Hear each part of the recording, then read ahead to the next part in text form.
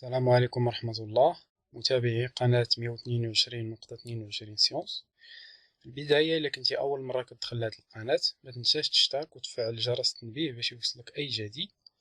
في هاد الفيديو إن شاء الله غادي نشوفو واحد لا فيديو concernant la physiologie de la contraction musculaire squelettique.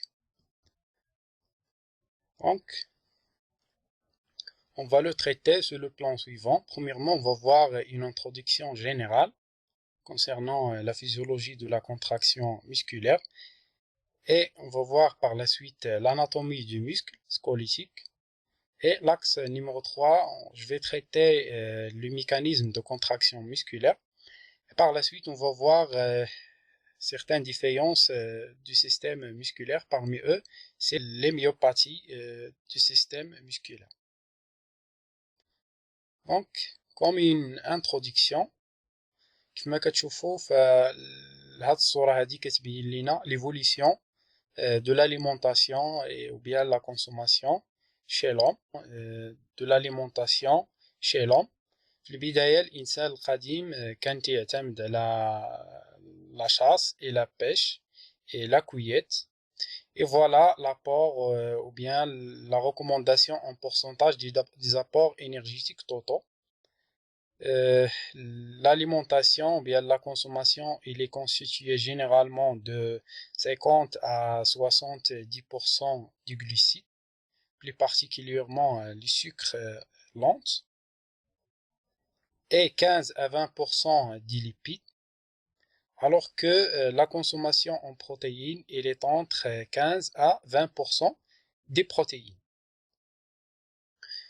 Et après l'évolution de l'homme en termes de consommation ou bien des apports alimentaires, الإنسان تحول من القنص والصيد إلى الفلاحة التقليدية. Et on aura une transformation ou bien le changement des apports alimentaires.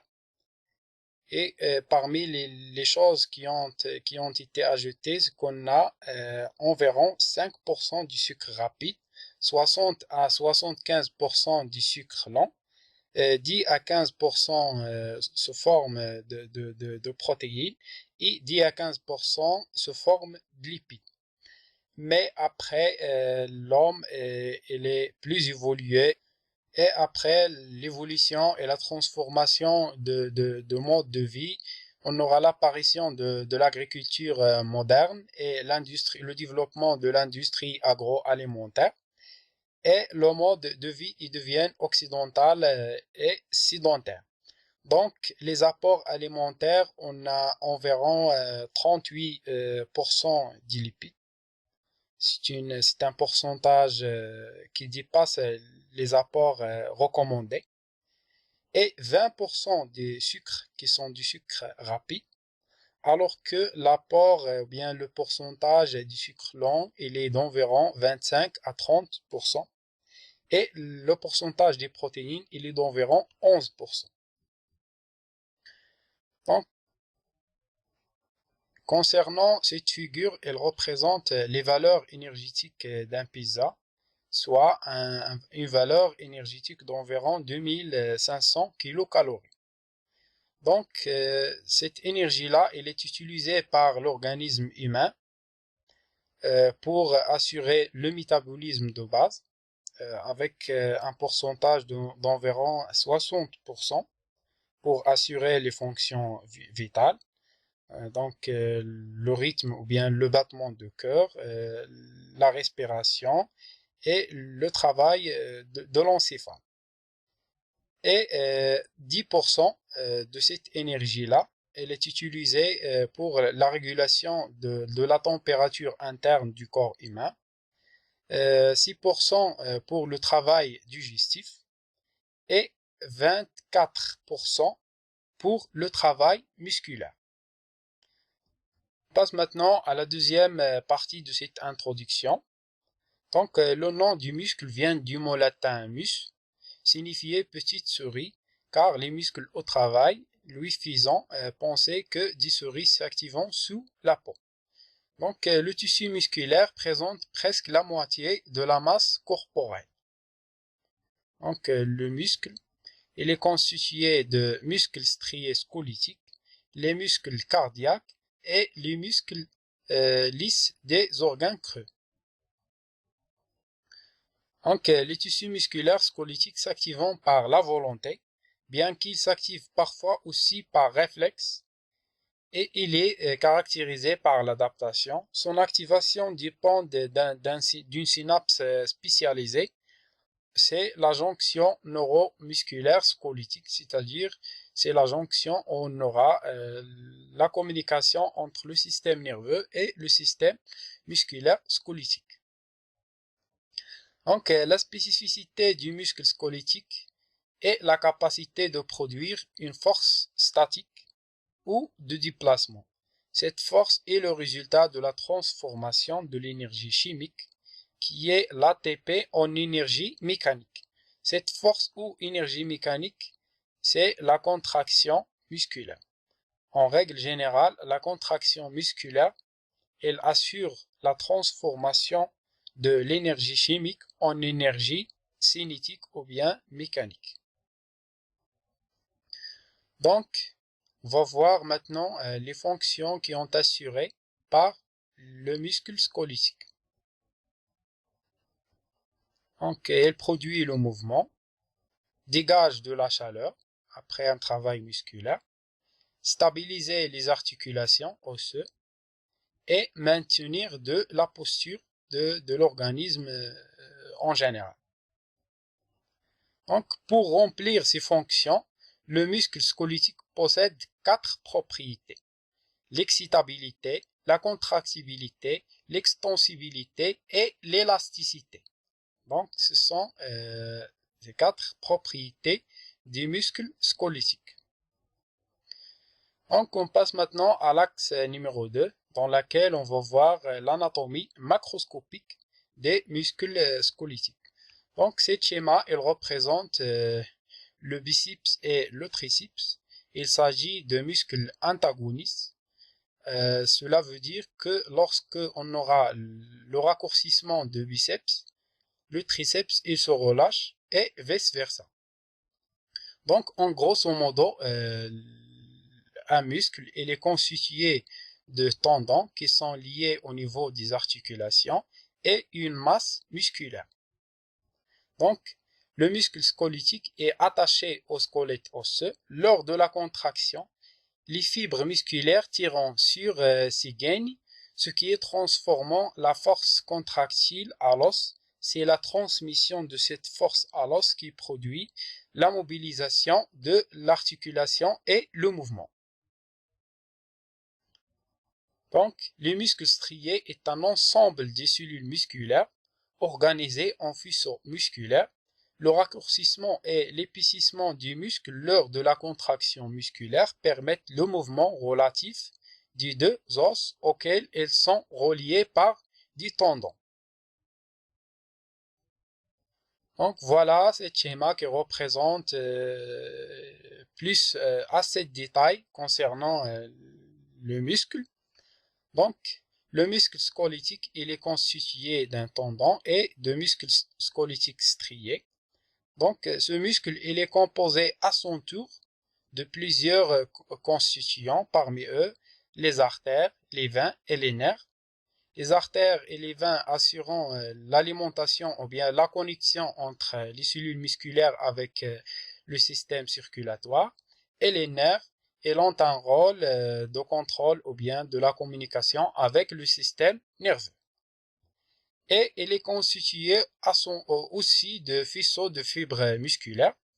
Donc, ces faisceaux de fibres musculaires, ils sont constitués de fibres, de plusieurs fibres musculaires. Donc, la fibre musculaire est une cellule musculaire striée géante, polynucléée et contractile. Elle est constituée généralement de plusieurs noyaux, comme vous voyez ici, qui sont représentés en rose, un membrane ou bien le sarcolème, pardonnez-moi, et un sarcoplasme dans lequel il baigne du myofibril. Et ces myofibrilles, ils sont constitués de myofilaments épais et fin. Voilà une autre figure qui représente la composition générale d'un muscle squelettique. Donc, il est constitué d'une enveloppe de muscles appelée épimysium. Elle est entourée toute la masse musculaire. Un muscle strié squelettique est composé de faisceaux de fibres musculaires. Un fibre musculaire est une cellule contractile géante de 1 à 2 cm fois 100 micromètres. Polynucléé composé de plusieurs myofibrilles parallèles. Donc, un myofibrille est composé de myofilaments épais de myosine, entre lesquels se trouvent des myofilaments fins d'actine qui se formant une succession d'unités contractiles appelées sarcomères d'environ 2,5 micromètres en longueur. Voilà un schéma qui représente la cellule géante musculaire. Elle est constituée de plusieurs noyaux, un ensemble de mitochondries, le cytosol, un membrane dite le sarcolème, des myofilaments épais de myosine et fins d'actine. Donc la fibre musculaire est une cellule spécialisée, cylindrique, énorme, qui s'étend d'un tendon à un autre, d'un diamètre d'environ 10 à 100 micromètres, et sa longueur peut atteindre 30 cm. Donc la longueur du fibre musculaire du muscle biceps branchial est d'environ 20 cm. Donc les cellules musculaires, ce sont des cellules spécialisées et caractérisées par un cytosquelette particulier, l'actine et myosine, permettant le raccourcissement de la cellule. Donc au microscope optique, chaque fibre musculaire est la répétition linéaire d'un sarcomère. Comme vous voyez ici une image au microscope optique avec un grossissement de 600. Il représente l'alternance des bandes sombres et des bandes claires. Donc chaque fibre musculaire est la répétition linéaire d'un sarcomère, segment de myofibrille compris entre deux stries Z, avec une longueur d'environ 2,5 micromètres. On va voir maintenant l'anatomie microscopique des cellules musculaires squelettiques. Donc, le sarcomère, c'est l'unité contractile de la fibre musculaire. Il a été décrit en 1868 par Cross. Donc, les extrémités du sarcomère sont formées par deux demi-bandes claires, deux demi-bandes 1 qui encadrent une bande sombre. C'est la bande A. Donc, le sarcomère, c'est la répétition de ces bandes qui donne l'aspect strié au muscle squelettique. Voilà une figure qui représente l'unité structurale et fonctionnelle des cellules du muscle. Donc, il est constitué en général de deux parties, une bande claire et une bande sombre. Une autre figure qui représente la cellule musculaire en détail. Elle est constituée de myofibrilles, des filaments d'actine et des filaments de myosine, des mitochondries qui assurent la respiration au niveau du muscle cellulaire, des cytosols, plusieurs noyaux, le sarcolème et les tubules T et d'autres compositions dans la réticulum sarcoplasmique rugueux et d'autres constitutions. Donc, le sarcolème est son système tubulaire présentant les propriétés d'être électriquement excitable et donc de transmettre le signal de dépolarisation. Les citernes de réticulum sarcoplasmique présentant une forte concentration en calcium qui ont un rôle important durant le processus de la contraction musculaire. La membrane du réticulum sarcoplasmique n'est pas électriquement excitable, mais elle présente de nombreux canaux calciques qui assurent le passage du calcium depuis les citernes jusqu'au cytoplasme. On y trouve aussi des pompes de calcium, magnésium ATP dépendants qui assurent le restockage de calcium au niveau de la réticulum sarcoplasmique rugueux. Donc, en microscope électrique, l'étude de myofibrils révèle l'existence de deux filaments disposés parallèlement. Donc, on a les filaments épais, c'est de myosine, et des filaments fins, ce sont des filaments d'actine. Et voilà une autre figure qui représente le sarcomère, qu'on a déjà vu. Donc, les filaments d'homéosine sont des filaments épais de 16 nanomètres de diamètre et de 300 à 500 micromètres en longueur. Donc, la molécule de myosine est constituée d'un tige qui comporte deux chaînes polypeptidiques, lourdes, identiques et intercalées. La trypsine divisait la tige en deux segments, le myromyosine légère et la myromyosine lourde. Donc la tige se termine par une formation sphérique comportant deux lobes ou deux têtes. Donc voilà la structure générale de la myosine. Donc il représente une myromyosine légère et une myromyosine lourde avec une tête qui est constituée de deux chaînes légères et un domaine cervical. Donc, le filament de myosine, il est constitué d'un filament épais et de plusieurs têtes de myosine. Donc, ces têtes de myosine, ils sont constituées d'un tige et d'une tête qui est bilobée. Donc, alors, sur le plan fonctionnel, la molécule de myosine comporte trois parties. Un premier segment se forme de bâtonnets, myromyosine légère, assez lent, un deuxième segment en forme de bâtonnet myromyosine lourde, assez courte, et formant un angle avec le premier segment, enfin un double tête globuleux. Donc la tête de myosine ont une fonction ATPasique, c'est-à-dire qu'elle contient des sites de liaison pour l'ATP et des enzymes ATPases. Donc ils sont les sites actifs au point d'union ou se liant les filaments d'actine lors de la contraction musculaire. Donc, les filaments de myosine possèdent deux extrémités globuleuses, tête, qui peuvent se fixer sur les filaments d'actine et se mouvoir le long de ces filaments selon une succession d'étapes qui se répètent. Donc, les filaments d'actine, ce sont des filaments fins de 7 à 8 nanomètres de diamètre. L'axe central du filament d'actine est formé d'une double hélice enchapelée d'une protéine fibreuse, l'actine F. Chaque brin de la double hélice se composait de molécules polymérisées globuleuses, c'est l'actine G. Donc les molécules d'actine G portant des molécules d'ADP qui sont des sites actifs ou vont interagir les ponts d'union lors de la contraction musculaire. Donc voilà ce schéma qui représente l'ultrastructure du filament fin, sont des filaments d'actine. Il est constitué d'actine F, la troponine et de la tropomyosine. Le filament d'actine contient également deux autres protéines, deux brins de tropomyosine.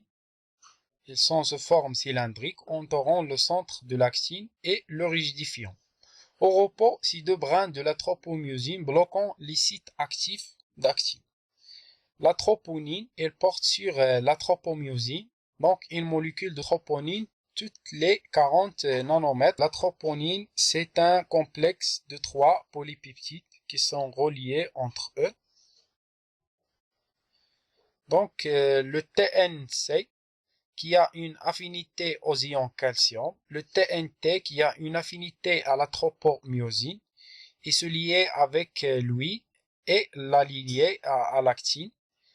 La TNI qui est l'état de repos empêche ou inhibe la formation de liaison entre l'actine et la myosine. Cette inhibition est levée lorsque le calcium se fixe sur la TNC. Concernant les mécanismes moléculaires de la contraction musculaire, je vais traiter dans une autre vidéo et merci pour votre attention.